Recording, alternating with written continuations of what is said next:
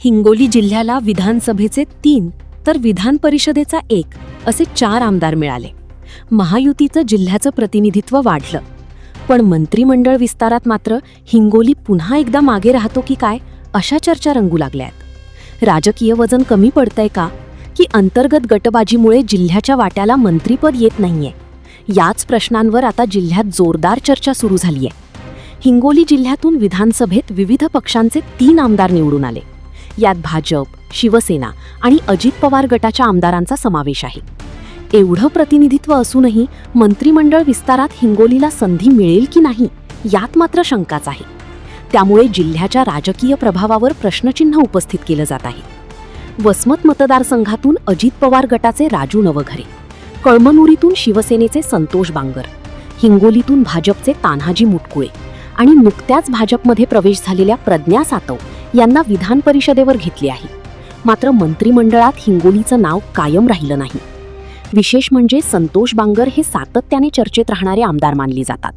शिवसेनेत त्यांचा पक्षीय संपर्क आणि आक्रमक भूमिका यामुळे त्यांचं नाव मंत्रिपदासाठी चर्चेत असल्याचं बोललं जातं. तर भाजपमध्येही तान्हाजीराव मुटकुळे यांच्याबाबत कार्यकर्त्यांमध्ये अपेक्षा व्यक्त होत आहेत. हिंगोली विधानसभेचे आमदार तान्हाजीराव मुटकुळे यांनी तर या विधानसभेत हॅट्रिक केल्याने चर्चेला उधाण आले आहे. दुसरीकडे प्रज्ञा सातव यांच्या भाजप प्रवेशानंतर जिल्ह्यातील राजकीय समीकरणांमध्ये हालचाली वाढल्या आहेत. त्यामुळे भविष्यातील मंत्रिमंडळ विस्तारात हिंगोलीला संधी मिळणार का असा प्रश्न आता पुन्हा उपस्थित होत आहे. हिंगोलीला मागासलेला जिल्हा तथा गरीब जिल्हा म्हणून याच सरकारमधीलच याच जिल्ह्याच्या पालकमंत्र्यांनी हिणवलं. हिंगोली हा गरीब जिल्हा आहे, मागासलेला जिल्हा आहे म्हणून याच सरकारमधील मंत्र्यांनी हिंगोलीची ओळख निर्माण केली. याच जिल्ह्यात सत्तेतील एकूण 4 आमदार आहेत. त्यातच एका भाजपच्या खासदाराची देखील भर पडली.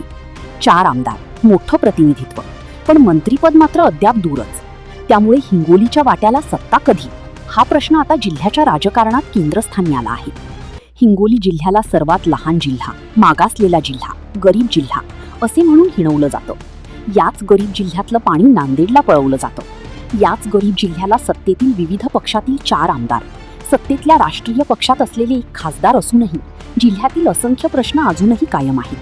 तरीही अपेक्षा मात्र मंत्री होण्याची अजूनही कायम आहे. उमेश चक्कर, प्रवाह नेटवर्क, हिंगोली.